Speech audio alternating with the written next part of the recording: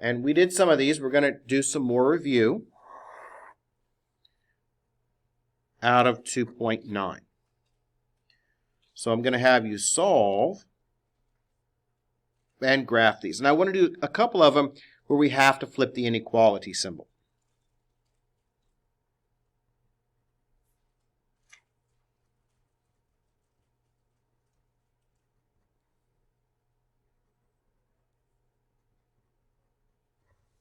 So let's remember how we solve this one. And I picked this one specifically because when you go to solve this one, when you divide by a negative, that makes you flip the inequality symbol. So we're going to move that 8x over. And then that's going to give me a minus 3x and a plus 9. And then I've got a 12 on the other side.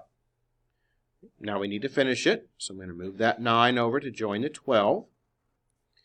And now we've got a minus 3x is less than or equal to not a 12 minus 9, that's a 3.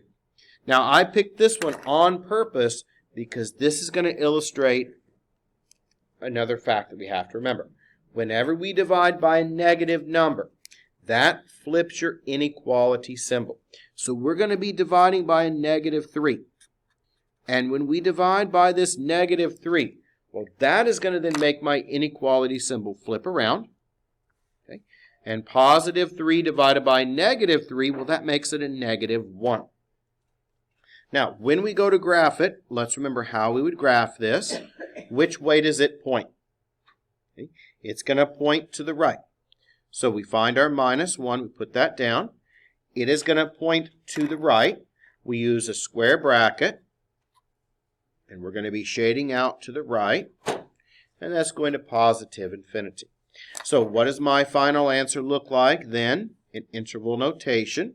Well, it looks like negative 1 with a square bracket. And where does it go to?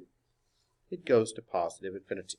And it comes directly off of that number line. Now, I picked this one on purpose because this one makes you flip that inequality symbol around. Why did we flip the inequality symbol? Because we divided by a negative. And anytime you divide by a negative, that is going to flip that inequality symbol. Let's review another one. And let's talk about a double inequality, or a 3-part.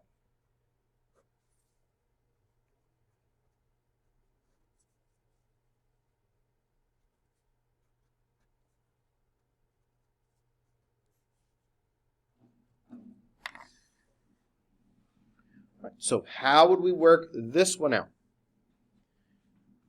And this one has fractions, and it's a 3-part inequality. We talked about it a little bit before, but I thought this one would be a good review question.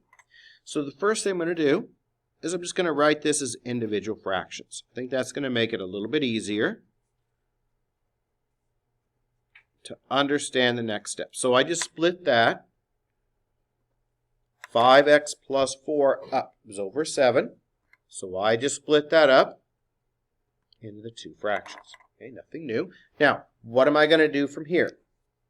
Well, I need to clear my fractions. So what's the denominator that I have below? What number's below? 7. So that means I need to multiply everything now by what? 7. So let's go ahead and multiply all the pieces by 7. And that's going to take care of our fractions. So 7 times a negative 3, that's a minus 21. The equality symbol stays the same.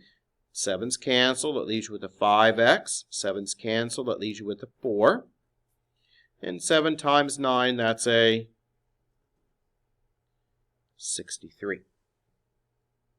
So is everyone okay with that so far? Now, this is a 3-part, or sometimes I call it a double inequality. And we want to get the x by itself in the middle. So what do I need to do with the 4? Well, that 4 needs to be moved over. And a minus 21 and a minus 4. That makes it a minus 25. Inequality symbol stays the same. Nothing else changes at all. And 63 minus 4, well, that makes it a 59. We're almost finished. What do we need to do next? Yeah, we need to divide everything by a 5.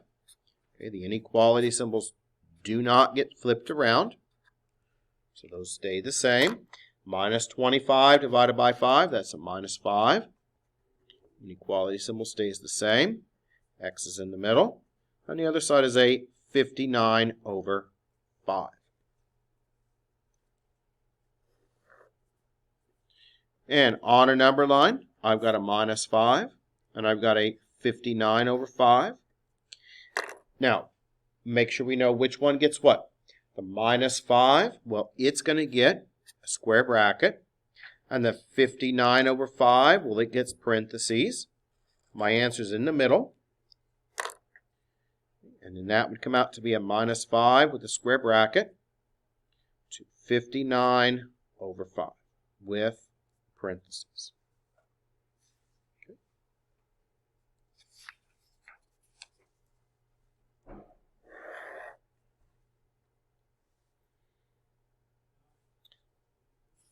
Now let's do one more of these where you have to flip the inequality symbol. And this again is a double inequality. And let's try to solve this one. Solve and graph. And let's put a minus 4x plus 2 in the middle. And how about a minus 3 and a 9 on the other side? Now I picked this one because this one again is going to make us flip the inequality symbol. Why? Because whenever we divide by a negative, what happens to the inequality symbols? They all flip.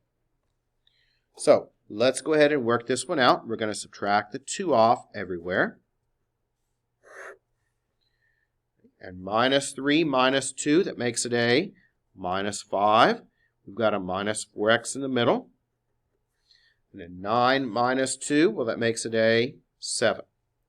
Now, what's going to happen when I divide by a negative 4? Well, when I divide by a negative 4, that's going to flip the inequality symbols. Okay. So that means when I rewrite them, negative and negative makes it a positive 5/4. We flip our inequality symbol. X is in the middle. We flip our inequality symbol. Positive over negative makes it a minus 7/9. What does that look like on the number line? Now, when we put these on the number line, we flipped our inequalities, so we have to flip the order too. Because remember, which one's smaller? Minus 7/9 is the negative. So that's on the left. Positive 5/4 is on the right. We flipped them around because we flipped our inequality symbol. There's your answer there. And what does that look like now in terms of interval notation?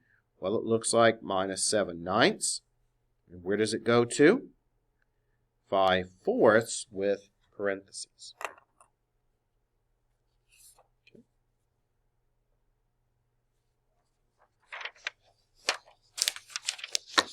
Now let's talk about the average, or sometimes called the mean. So I'm going to pick a couple of questions from our textbook to work through that deal with the mean. Or in terms of statistics, it might also be called the average. Or sorry, we call it the average. Sometimes in statistics, it's called the mean.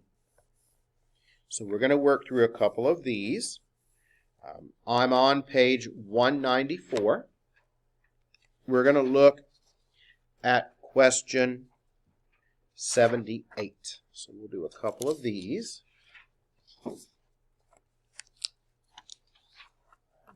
And we're going to read these out. They're not difficult at all to work through. These are actually very simple to set up. And again, this is on page 194. And we're going to be on question 78. So I'll put it up so we can see it up on the screen. And then we'll go through it. Now, when we talk about an average, what we do is we add them all up and we divide by how many we have. So on question 78, we're going to be looking at exam scores. So a student has scores of an 87, 84, oh, sorry, wrong one, 78 here. So when we look at 78, Joseph has scores of 96 and an 86 on his first 2 geometry exams. What possible scores may he make on his 3rd test so that his average is at least 90? So let's talk again about the average, sometimes called the mean. So here's our definition of the average.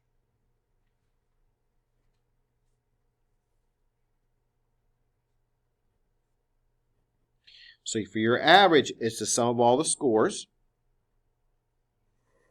And we're going to divide that by, in this case, the number of tests.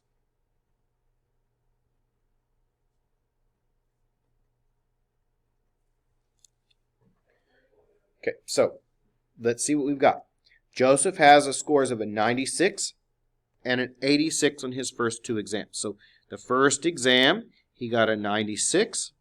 Second exam, he got an 86. What possible score may he make on his 3rd test? So the 3rd test, we don't know. So that's going to be the x. So that he has an average of at least 90. So let's first get our average, and then we'll write up our inequality. So let's find our average here.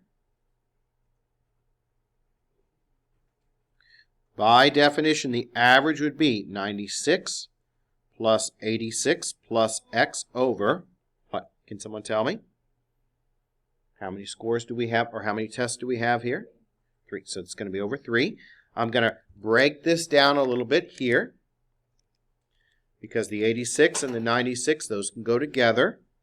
And that's going to make it 182 plus x over 3. Now, what do we want? Well, we want, in this case, the average to be at least 90. So we want the average to be at least 90. So that means your average is going to be greater than or equal to 90, right? Because we want it to be at least 90. So that's 90 or more. What do we find our average to be? 182 plus x over 3. And that's going to be greater than or equal to the 90. Okay. So how can we solve this out? Well, remember, we can use the technique of cross multiplication. I'm going to put that over 1. We can cross multiply. So when I cross multiply, that gives me 182 plus x is greater than or equal to 3 times 90. That's a 270. Move that 182 over.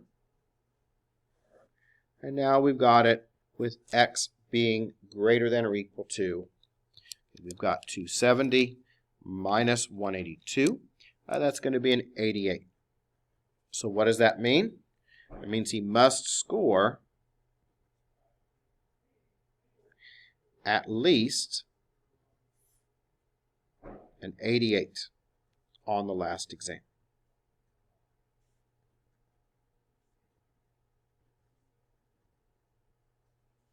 And if he scores at least an 88 on that last exam, then his average, his overall grade, is going to be at 90, and that's what he wants, right? At least 90. So that would give him an A. So that's what we did. We wrote out how many exams that we had. The one that was unknown was the x. I put them together. I came up with my average. Then I read the question. It said we want that average to be at least 90.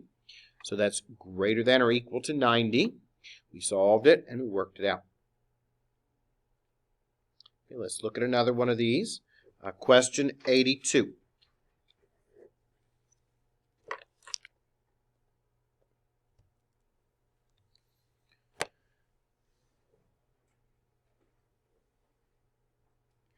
Question 82.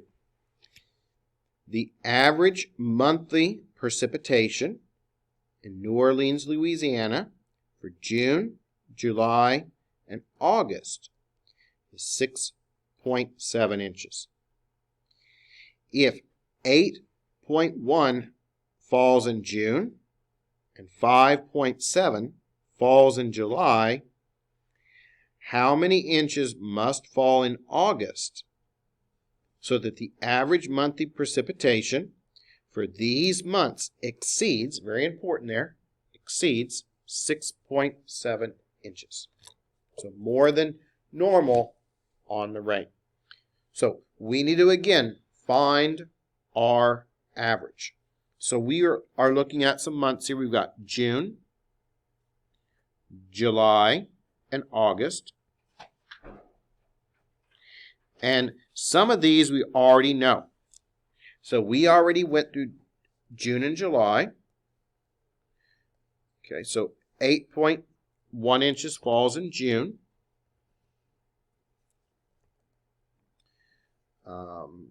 And then we've got 5.7 in July. And do we know how many inches of rain we get in August? No. So that's going to be the unknown. So what would my average look like again? Well, instead of exams, what do we have now? Instead of exams, we have inches of rain. So we've got 8.1 plus 5.7 plus x. And again, we've got 3 months of rain. So we add those together. And that gives me a 13.8 plus x over 3. And what do we want? Well, we want to exceed that 6.7. So we want more than 6.7. So that means my average is going to now be strictly greater than, right, because we have to exceed it, 6.7. So we want more than 6.7, right? Got it all written out here. Now, what's my average? Let's go ahead and fill that in. Well, that is 13.8 plus x over 3. And that's going to be greater than 6.7. What technique can we use? Cross multiplying again. So that gives you 13.8 plus x is greater than, we need to use our calculator here, 3 times that 6.7. That gives you 20.01. Or sorry, 20.1 there, not 0.1, 20.1. Okay, we can finish it by moving over 13.8. Now we've got it. Right, so we've got 20.1. We're going to take away that 13.8, and that gives me then 6.3. So what does that mean? That means we must have more than 6.3 inches of rain. Okay, we've got to have more than 6.3 inches of rain there. So that's how you would answer that question. We've got some time. We're going to go back and look at some more of these mixture and investment questions. And then we'll take a break. We'll come back. We'll review some more. And then we'll get ready for our exam next week. So let's go ahead now and just kind of review some questions from Chapter 2. Some questions I know that we may struggle with. So I'm just going to pick some different types of questions here. I'm going to focus primarily on the ones I know that we struggle with. We've done a lot of different questions. I know more than anything else, we struggle with the applications. So we're going to be looking at a lot of applications. I'm just going to pick some of these from our textbook to look at here. How about we look at And this one happens to be at a 2.5. Okay, so we're just going to review. We're just going to go through some different questions here. Make sure we know how to set these up. This is going to be on page 143. Let's make sure that we remember how to do something like question 41. Because we're just going to kind of review. We've got plenty of time to work through some different questions. This is going to help us get ready for our exam next week. So this is a kind of a question you may encounter. And we need to make sure we know how to set it up and how to solve it. An office manager booked 55 airline tickets. He booked 7 more tickets on American Airlines than on United. On Southwest Airlines, he booked 4 more than twice as many tickets as United. How many tickets did he book on each airline? Now, this was one of the first types of equations and applications that we encountered. And this one works with our total. So the first thing we need to identify, it has a total. How many total tickets did I sell or did I purchase? What is my total? In this case, my total is 55, right? So a total of 55 tickets were purchased. Now, what is that total? Okay, well, that total is the 3 different airlines that he used. American, United, and Southwest.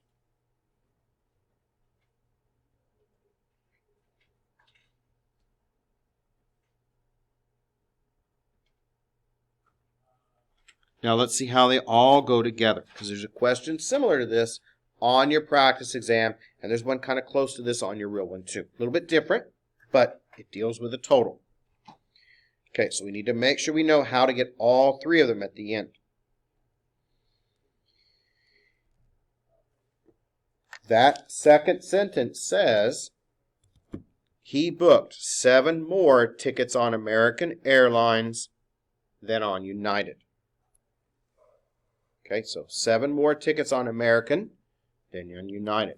So what would that be with words? We always use words first. Okay, it says 7 more tickets on American than United. So American is going to be United plus 7. Is everyone okay with how I got that? Right, 7 more tickets on American Airlines than on United. On Southwest Airlines, he booked 4 more than twice as many as United. So Southwest is 4 more than twice as many as on United. So that's going to be 2 times the number of United tickets plus 4. Is everyone okay with how I did that? Right, let's read it and make sure that that makes sense. Southwest Airlines, he booked 4 more than twice as many tickets as United. So 4, then we got plus, twice as many as United. Now I just wrote the United first, 2 times United first, and then we added the 4. Now what do we not know?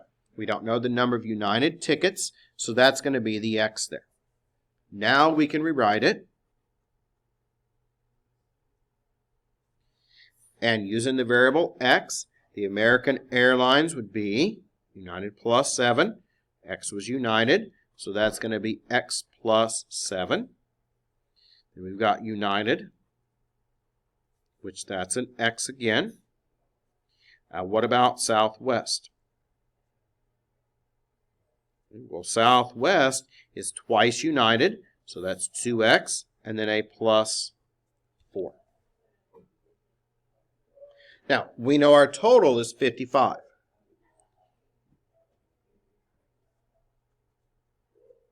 And what's your total? Your total is going to be the American airline tickets plus United plus Southwest. and that equals your 55. So now we know that American is going to be x plus 7. So that takes care of that one. United is x. Southwest is 2x plus 4. And that equals your 55. Now we should know what to do. There is one question similar to this on your practice exam. Okay, very, very similar. Just a little bit different, but same. This deals with a total. So now we can add these up. How many x's do we have now? When I add these all up, I add up my number of x's, and it looks like I've got 4x, and then I've got a 7 and a 4. 7 and 4, that makes it an 11. That equals your 55. Okay, we can simply solve this by moving the 11 over. And we've got 4x equals that 44. We'll divide by our 4. And that leaves me then with x equaling now 11, doesn't it? Okay, we want to know how many tickets each airline we purchased. So x, what does x go with? Let's go back up here. Okay, x goes with United. So we purchased 11 United tickets. What about the American tickets? X plus 7. So that's 11 plus 7, which is then 18 of the American tickets. And then finally, Southwest. Well, that's going to be 2 times 11 plus 4, which is 22 plus 4, which is then 26 tickets for Southwest. And that's how you would answer a question like that. We're just going to do all the different types today. We're just going to review. Make sure we remember these. I know it's been a while since we looked at these type of questions. Okay, we find another one to look at. And I'll pick something that's kind of like what's on your practice exam too, just a little bit different. That way you get multiple experiences with the same type of problem here. Let's do a numbers one. And let's look at, okay, supplement. How about we look at question 70? And this is going to be on page 145. Okay, we're going to look at question 70.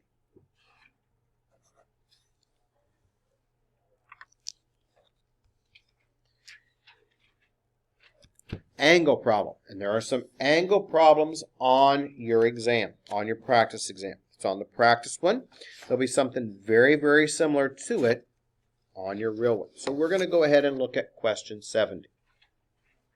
Now, for this question, we need to make sure that we know how to find the supplement and the complement. So find the measure of an angle whose supplement measures 38 degrees less than 3 times its complement. So we need to remember the supplement and the complement definitions. And the supplement, by definition, is 180 minus x. The complement, by definition, is 90 minus x. Remember those? I know it's been a while. That's why we're reviewing. This was several weeks ago when we talked about the supplement and the complement. Okay, now what do we want on 70? Find the measure of an angle. That means we're going to be finding x, whose supplement measures. So we've got the supplement. Measures means equals. 38 degrees less than 3 times its complement. So 38 degrees less than 3 times its complement. So that's going to be 3 times the complement.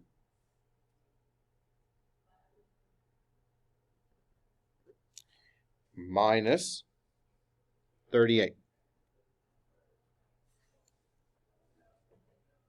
So there is your equation. Now we need to fill it in so we can finish it. The supplement Well, that's 180 minus x. And then we've got the complement, and we need 3 times it, so that's 3 times 90 minus x. And then that's a minus 38 left over there. So we filled in the supplement, we filled in the complement. Now all I have to do is solve it. So distribute that 3 through. And 3 times 90, well, that's a 270 minus 3x. We've got a minus 38. That equals 180 minus x. Okay, let's review how we would solve this. Now, before we move things around, what do we always do? We always clean up the left-hand side, and we clean up the right-hand side. So 180 minus x is fine. We don't need to really move that around at all. What about the other one? We've got a minus 3x, and we've got a 270 and a minus 38. So we've got 270 minus 38. Well, that's going to come out to be a positive 232. Okay. And now what do we need to do? Now we just need to move it around. So I'm going to add that 3x over. And that's 180 plus, when we add, 2x. And that equals 232. We're going to move that 180 over. And now we've got 2x equaling. We've got 232. We're going to subtract off 180, and that's going to give you a 52. Divide by our 2. And what does that leave you with the value of x now? That leaves you with your answer to be 26 degrees. So your answer, or your angle, is going to be 26 degrees there. Okay. And we'll do one more question, and then we'll take a short break. So I'm going to pick one from a different section here. And again, I'm just trying to pick random questions I know are going to be similar to what's on your exam. Let's do one of these. How about I give you something like this? Let me pick out one from our textbook to look at. Find a good one here. These are ratios and proportions. And so let's try on page 165. Let's make sure we know how to do 54. And then we'll take a short break, come back, and maybe do a few more. So page 165, and we're going to look at number 54. 9 times the x minus 3 over 6 equals 6 times x minus 2 over 2. So this one will be on your exam. Well, not exactly, but something very, very similar to it will be. And for this one, when we work through this one, we've got to be careful and distribute through first. So let's go ahead and distribute that 9 through, and then we'll distribute that 6 through, and then we'll cross multiply. So how you would handle a question like this one is you can distribute that 9 through and distribute that 6 through. So that's 9x minus 27 over 6 equals, distributing the 6 through, that leaves you with now 6x minus 12 over 2. And how do we solve it? Okay, this one's not that difficult. How do we solve something like this? Remember the technique we use?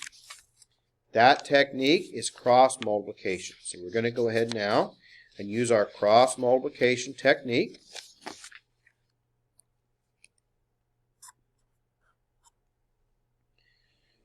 When I cross multiply, I have 2 times 9x minus 27 equals 6 times 6x minus 12.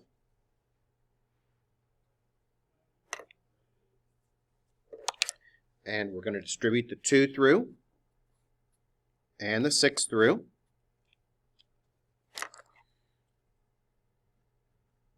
So that gives you 18x and a minus